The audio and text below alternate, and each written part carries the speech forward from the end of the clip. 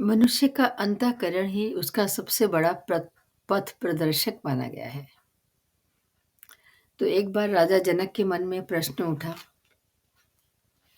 कि अगर कोई भटकाव की स्थिति में आ जाए, रास्ता भूल जाए, तो उसका पथ प्रदर्शक कौन होगा? तो ऋषि याज्ञवल्क्य ने उत्तर दिया कि ऐसे में उसको पथ प्रदर्शन के लिए सूर्य का आश्रय लेना पड़ेगा। सूर्य की ज्योति उसका पथ प्रदर्शन करेगी। तो ऋषि याज्ञवल्क्य ने कहा, राजा जनक ने कहा कि यदि सूर्य अस्त हो जाए तब क्या होगा? तो ऋषि याज्ञवल्क्य कहते हैं कि उस समय चंद्रमा की जो रोशनी है वही उसका पथ प्रदर्शन करेगी।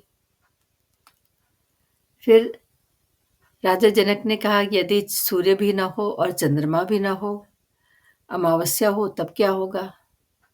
तब याज्ञवल्क्य कहते हैं कि तब अग्नि की रोशनी, अग्नि की ज्योति उसका पथ प्रदर्शन करेगी।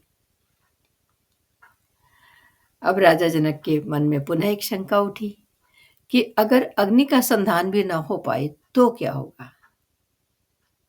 तब याज्ञवल्क्य कहते हैं कि तो किसी की वाणी, किसी की आवाज उसका पथ प्रदर्शन कर सकती है कि अगर वो आवाज दे और उसका उत्तर कोई दे तो उसका पथ प्रदर्शन हो जाएगा। यानी कोई श्रुति, कोई आवाज पथ प्रदर्शन कर सकती है। तो अब जनक जी ने कहा कि अगर ऐसा भी ना हो पाए तो क्या होगा? तो ऋषि याज्ञवल्क्य कहते हैं, ऐसे में उसका अपना अंतःकरण, उसकी अपनी आत्मा ही उसका पथ प्रदर्शन करेगी।